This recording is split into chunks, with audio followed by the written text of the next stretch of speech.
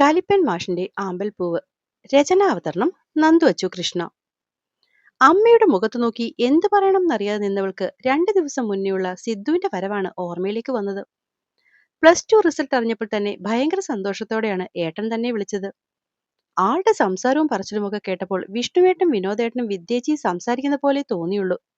അവരൊക്കെ അത്രയ്ക്ക് സന്തോഷത്തോടെയാണ് അന്ന് സംസാരിച്ചത്.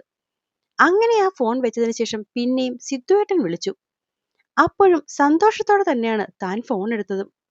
മാർക്ക് അത്രയും കിട്ടിയോണ്ട് മുന്നോട്ടിപ്പോ എന്താ ചിന്തിക്കുന്നത് എന്നൊക്കെയുള്ള ചോദ്യവും പറച്ചിലും വന്നപ്പോൾ മനസ്സിലേക്ക് ഓടി വന്നത് അന്ന് എൻട്രൻസിന് പോകാൻ നേരം ഏട്ടൻ വഴക്ക് പറഞ്ഞതാണ്. ആവശ്യമില്ലാത്ത കാശ് ചെലവിന് വേണ്ടി ഓരോന്നൊക്കെ ചെയ്തു കൂട്ടുന്നത് എന്തിനാണെന്ന് ചോദിച്ചത് ഓർമ്മയിലേക്ക് വന്നതും മനസ്സൊന്നിടിഞ്ഞു. അതുകൊണ്ടാകും പിന്നീടുള്ള സംസാരത്തിൽ ആദ്യമുണ്ടായിരുന്ന പോലൊരു താല്പര്യം തനിക്കുണ്ടാവാതിരുന്നത്. അതാള് ശ്രദ്ധിച്ചെന്ന് മനസ്സിലായത് നിനക്കെന്നോട് സംസാരിക്കാൻ താല്പര്യമില്ലെങ്കിൽ ഫോൺ വെച്ചോന്നുള്ള ദേഷ്യം പിടിച്ച സംസാരം കേട്ടപ്പോഴാണ്. അങ്ങനെയൊന്നുമില്ല, ഏട്ടൻ കാര്യം പറഞ്ഞോളൂ എന്നൊക്കെ കുറച്ചുനേരം പറഞ്ഞു തന്നെങ്കിലും അതിലൊരല്പം പോലും ആത്മാർത്ഥത ഇല്ലാത്തതുകൊണ്ടാകും ആള് ദേഷ്യപ്പെട്ടു ഫോൺ വെച്ചത്.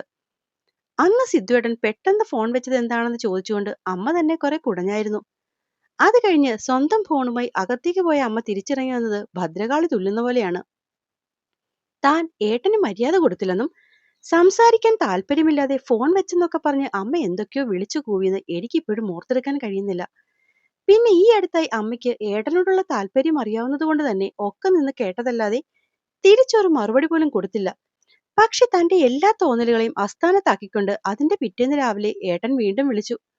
ഇത്തവണ അമ്മയുടെ ഫോണിലായതുകൊണ്ട് തന്നെ അമ്മയ്ക്ക് മുന്നിൽ നിന്ന് സംസാരിക്കാതെ വേറെ നിവൃത്തിയില്ലെന്നായി.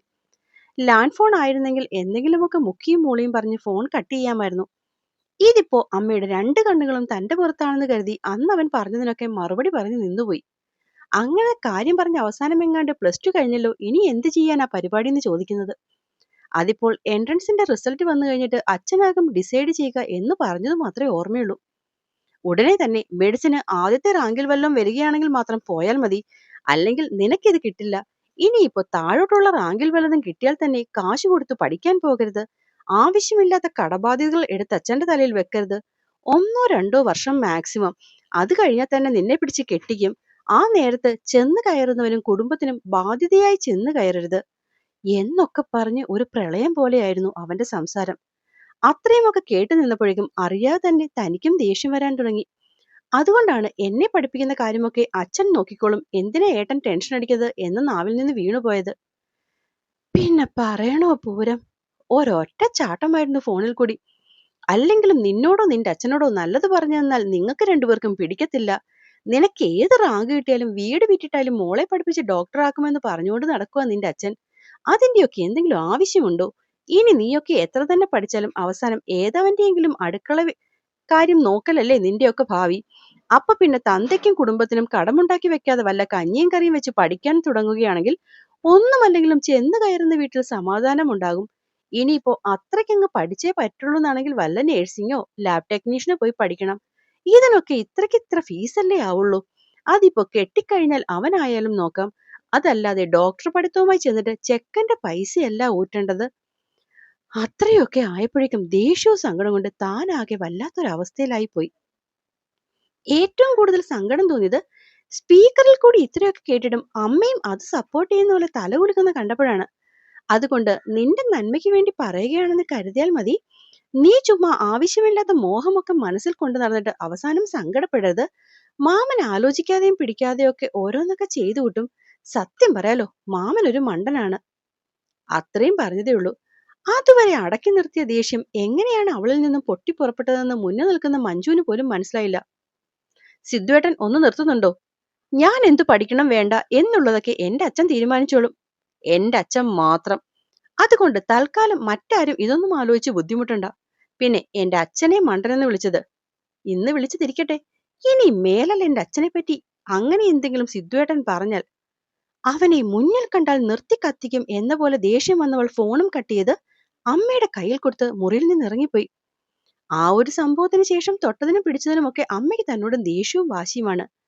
അച്ഛനെ പറഞ്ഞതുകൊണ്ടല്ലേ താൻ തിരിച്ചു മറുപടി പറഞ്ഞത് എന്ന് ചോദിക്കുമ്പോൾ അവനൊരു അബദ്ധം പറ്റിയതായിട്ട് കണ്ട് നിനക്കങ്ങ് മിണ്ടാതിരുന്നൂടെ എന്നായിരുന്നു തിരിച്ചു ചോദിച്ചത്.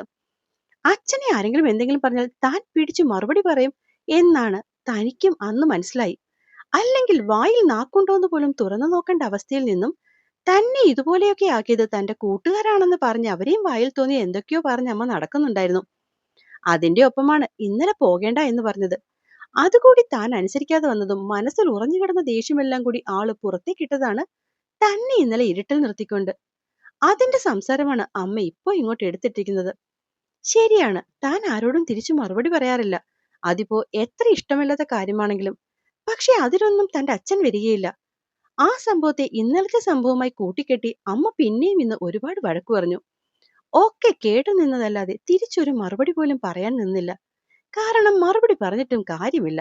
എന്തെന്നാൽ ഇനി ആരെവിടെ കിടന്ന് എന്തൊക്കെ അലച്ചാലും ഈ ലോകം മുഴുവനും ഇനി അമ്മയ്ക്കെതിരായാലും അമ്മയ്ക്ക് ഏട്ടൻ പറയുന്നത് മാത്രമാകും ശരി.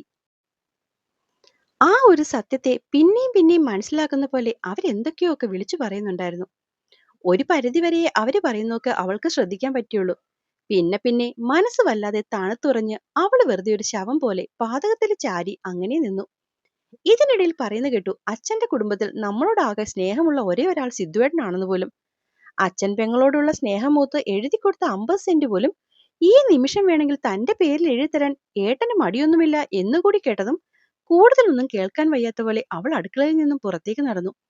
ഇതിനിടയിൽ പിന്നിൽ നിന്ന് കേൾക്കാമായിരുന്നു, മക്കൾക്ക് വേണ്ടി ഒന്നും കാത്തു സൂക്ഷിക്കാത്ത ഒരച്ഛനാണ് തന്റെ അച്ഛനെന്നും കയ്യിലിരിക്കുന്നതൊക്കെ കുടുംബത്തുള്ളവർക്ക് ചെലവാക്കി ഇപ്പോൾ ദാരിദ്ര്യത്തിന്റെ അവസാനം വരെ എത്താൻ കാരണം അച്ഛന്റെ ദുഷിച്ച മനസ്സാണെന്നുമൊക്കെ.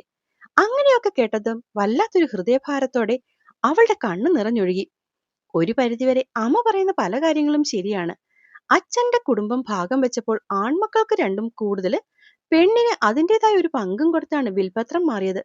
പക്ഷെ തനിക്ക് തന്നത് കുറഞ്ഞുപോയി എന്ന് കരഞ്ഞ പെങ്ങൾക്ക് തന്റെ ഭാഗം കൂടി കൊടുക്കാമെന്ന് അച്ഛൻ വാക്കുകൊടുത്തപ്പോൾ അച്ഛന്റെ മനസ്സിൽ അവരോടുള്ള സ്നേഹമല്ലാതെ അമ്മ ഈ പറയുന്ന പോലെ ഒരു ദുഷിച്ച ചിന്തകളും ഉണ്ടായിരുന്നില്ല. അങ്ങനെ ഉണ്ടായിരുന്നെങ്കിൽ കൺകണ്ട വസ്തു അനിയത്തിക്ക് കൊടുക്കില്ലല്ലോ. കാരണം അച്ഛൻ എന്നും ഏറ്റവും ഇമ്പോർട്ടൻസ് കൊടുത്തിട്ടുള്ളത് സ്നേഹത്തിനും പരസ്പര ബന്ധത്തിനും മാത്രമാണ്. അതല്ലാതെ കാശും പണവും നോക്കി അച്ഛൻ ഇന്നുവരെ ഒരു ബന്ധവും കൂടിയിട്ടുമില്ല, ജീവിതത്തിൽ ഒരിക്കലും കൂടുകയില്ല. അന്നത്തെ അച്ഛന്റെ സ്ഥിതി അനുസരിച്ച് മക്കളെയും ഭാര്യയും നോക്കാൻ ആവശ്യത്തിലധികം അദ്ദേഹത്തിന്റെ കയ്യിലുണ്ടായിരുന്നു. കാലം കടന്നുപോയി. ഒരുപക്ഷെ തനിക്ക് എന്തെങ്കിലും ഒരു തട്ടുകേട് വന്നാൽ ഈ പറയുന്ന സഹോദരങ്ങൾ താങ്ങുമെന്നും അദ്ദേഹം ഉറച്ചു വിശ്വസിച്ചിരിക്കാം. കള്ളും കഞ്ചാവും ബീഡിവലിയും പോലെ ഒരു ദിശയിലും അച്ഛനില്ല.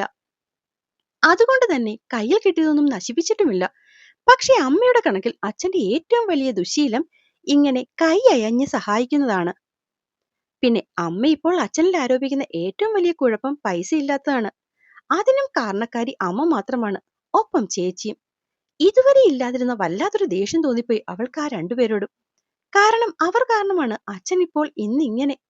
പ്രണയിച്ചു നടക്കുമ്പോൾ ചേച്ചിയെ മാത്രം മതിയെന്ന് പറഞ്ഞു നടന്ന ഉണ്ണിയേട്ടന് പക്ഷെ കല്യാണം കഴിക്കുന്ന സമയത്ത് വീട്ടുകാരെ കേൾക്കാതെ തരമില്ല എന്നായി.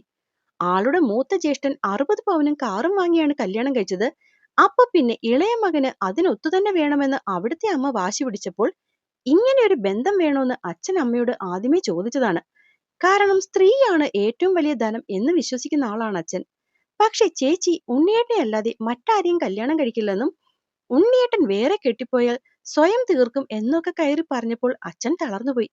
അങ്ങനെയാണ് അച്ഛൻ കയ്യിലുള്ള മുഴുവൻ സമ്പാദ്യവും വീടും പണയം വെച്ച് ചേച്ചിക്ക് 70 പവന്റെ സ്വർണം എടുത്തത്. അപ്പോ അമ്മയ്ക്ക് അതുപോരാ, മറ്റവളേക്കാൾ സ്വന്തം മകൾക്ക് പിന്നേലും എന്തെങ്കിലും കൊടുക്കണമെന്ന് പറഞ്ഞ് അച്ഛനെ 4 ലക്ഷം രൂപ കൂടി എടുപ്പിച്ചു. ആ കാശിന്റെ ആവശ്യം വന്നപ്പോൾ അച്ഛൻ ആദ്യം സഹായം തേടിയത് സഹോദരങ്ങളോടാണ്. വല്യച്ഛൻ എങ്ങനെയൊക്കെയോ 1 ലക്ഷം രൂപ സംഘടിപ്പിച്ചു കൊടുത്തപ്പോൾ അപ്പച്ചി കയ്യിലൊന്നുമില്ല എന്ന് പറഞ്ഞ് കുറച്ച് കരഞ്ഞു കാണിച്ചു. പാവ അച്ഛൻ ഒന്നും മിണ്ടാതെ പുറത്തുനിന്ന് എവിടെയോ വലിയ പലിശക്കെടുത്താണ് അന്ന് ആ കാശും പിന്നെ കല്യാണത്തിന്റെ ആഡംബരവും ഒക്കെ കാണിച്ചു കൂട്ടിയത്. കാരണം അങ്ങനെ തന്നെ കല്യാണം നടത്തണം എന്നുള്ളത് അമ്മയുടെയും ചേച്ചിയുടെയും നിർബന്ധമായിരുന്നു. മക്കളുടെ ജീവൻ എടുക്കുമെന്നുള്ള വാള് തലയ്ക്ക് മുകളിൽ കിടക്കുന്നതുകൊണ്ട് അച്ഛനും ഒന്നിനും എതിര് പറയാൻ നിന്നില്ല. അങ്ങനെ നാടും നാട്ടാരെയും അറിയിച്ച് അത്രയ്ക്ക് ആഘോഷമായി നടത്തിയ ആ കല്യാണത്തിൽ നിന്നാണ് തന്റെ അച്ഛൻ കടക്കാരനായി തുടങ്ങിയത്. അന്നുവരെ കിട്ടുന്ന വരുമാനത്തിൽ സന്തോഷമായി കഴിഞ്ഞ് അതിന്റെ ഒരു പങ്ക് മകളുടെ പഠിത്തത്തിന് വേണ്ടി സ്വരുക്കൂട്ടിയ അച്ഛൻ പിന്നീട് അങ്ങോട്ട് കാശിനോട് ഇത് മൊത്തവും പലിശ കൊടുക്കാനും ബാങ്കിലെ ലോൺ അടയ്ക്കാനുമാണ്. അന്ന് ഈ 50 സെന്റിനെ പ്രതി ഈ വീട്ടിൽ ഒരുപാട് വഴക്കം നടന്നിട്ടുണ്ട്. കാരണം ആ വസ്തു വിറ്റുപോയിരുന്നെങ്കിൽ ഇങ്ങനെയൊരു കടബാധ്യത തങ്ങൾക്കുണ്ടാകില്ലെന്ന് പറഞ്ഞ് അമ്മ കുറച്ചൊന്നുമല്ല അച്ഛനെ വായിൽ തോന്നിയതൊക്കെ പറഞ്ഞിട്ടുള്ളത്. അതിൽ ഒരുപാട് സത്യവും ഉണ്ടായിരുന്നത് കൊണ്ടാകും അച്ഛൻ തർക്കിക്കാൻ പോകാതിരുന്നത്. പിന്നെ പിന്നെ പൂർണ്ണമായും അച്ഛൻ അതിനെപ്പറ്റി സംസാരിക്കാതെയായി. അന്ന് വരെ അച്ഛന്റെ ഒരു നോട്ടത്തിൽ പോലും വിറച്ചുകൊണ്ടിരുന്ന അമ്മ അതിനുശേഷം എന്തും പറയാം എന്നൊരവസ്ഥയിലേക്ക് എത്തി. പക്ഷെ അപ്പോഴും അച്ഛന് വീട്ടിലൊരു പിടിയുണ്ടായിരുന്നു, അമ്മയ്ക്ക് ചെറിയ ഭയവും. പക്ഷെ ഇപ്പൊ അങ്ങനെയല്ല. അമ്മയ്ക്ക് അച്ഛനോട് പറയുന്ന വ്യക്തിയോട് ഒരു വിലയും ഇല്ലെന്ന പോലെയാണ് പലപ്പോഴും ഉള്ള പെരുമാറ്റം കാണുമ്പോൾ. പ്രത്യേകിച്ചും സിദ്ധുവേട്ടൻ ഇങ്ങനെ വന്നതിന് ശേഷം. അന്ന് ഇത്രയും ആവശ്യമുണ്ടായപ്പോൾ പോലും തന്റെ അച്ഛന് തിരിച്ചെഴുതി കൊടുക്കാത്ത വസ്തുവാണ് ഇപ്പൊ തന്റെ പേരിൽ എഴുതി കൊടുക്കാമെന്ന് പറഞ്ഞ് സിദ്ധുവേട്ടൻ വന്നിരിക്കുന്നത്. അവൾക്ക് വല്ലാത്ത പുച്ഛം തോന്നി. ഇപ്പൊ തനിക്ക് കിട്ടിയിരിക്കുന്നത് നല്ല റാങ്കാണ്. കുഴപ്പമില്ലാത്ത റാങ്ക് ഉണ്ടെങ്കിൽ കാശൊന്നും കൊടുക്കാതെ തന്നെ മെഡിക്കൽ കോളേജിൽ അഡ്മിഷൻ കിട്ടും. പിന്നെ ഫീസിന്റെ കാര്യം മാത്രമേ ഉള്ളൂ. അത് അച്ഛൻ എങ്ങനെയെങ്കിലും നോക്കും. പിന്നാമ്പുറത്ത് ഒരു 10 സെന്റ് വെറും ഭൂമി കിടപ്പുണ്ട്. അത് തന്റെ പഠിത്തത്തിന് വേണ്ടി അച്ഛൻ എന്നോ മാറ്റിയിട്ടിരുന്നതാണ്. അത് വിൽക്കാതെ തന്നെ മുന്നോട്ട് പോകാൻ നോക്കണം. ഇനിയിപ്പോ കാശ് കൊടുക്കേണ്ട ഒരു അവസ്ഥ വരികയാണെങ്കിൽ ഈ വർഷം മുഴുവൻ ഇരുന്ന് പഠിച്ച് അടുത്ത വർഷം വീണ്ടും പരീക്ഷ എഴുതി ഏറ്റവും നല്ല റാങ്കിൽ താൻ എത്തും. അല്ലാതെ അച്ഛനെ ഒരിക്കലും കടക്കാരനാക്കില്ല. നന്നായി പഠിച്ച് ഒരു ഡോക്ടറായിട്ട് വേണം ഇന്നീ കുറ്റം പറഞ്ഞ എല്ലാരെ കൊണ്ടും എന്റെ അച്ഛനായിരുന്നു ഏറ്റവും നല്ലതെന്ന് എനിക്ക് പറയിക്കാൻ. ഏതവസ്ഥയിലും താൻ ഇത് പറയിക്കുകയും ചെയ്യും. കണ്ണുനീർ തുടച്ചുകൊണ്ട് ദൃഢമായ പ്രതിജ്ഞ പോലെ അവൾ മനസ്സിൽ വീണ്ടും വീണ്ടും അത് ഏറ്റുപറഞ്ഞു. അപ്പോൾ എന്നെ കേൾക്കുകയും വായിക്കുകയും ചെയ്യുന്ന എൻ്റെ കൂട്ടുകാർക്ക് കഥ ഇഷ്ടമാവുന്നുണ്ടെങ്കിൽ ഒന്ന് സബ്സ്ക്രൈബ് ചെയ്തുകൂടി സപ്പോർട്ട് ചെയ്യണേ. നന്ദി.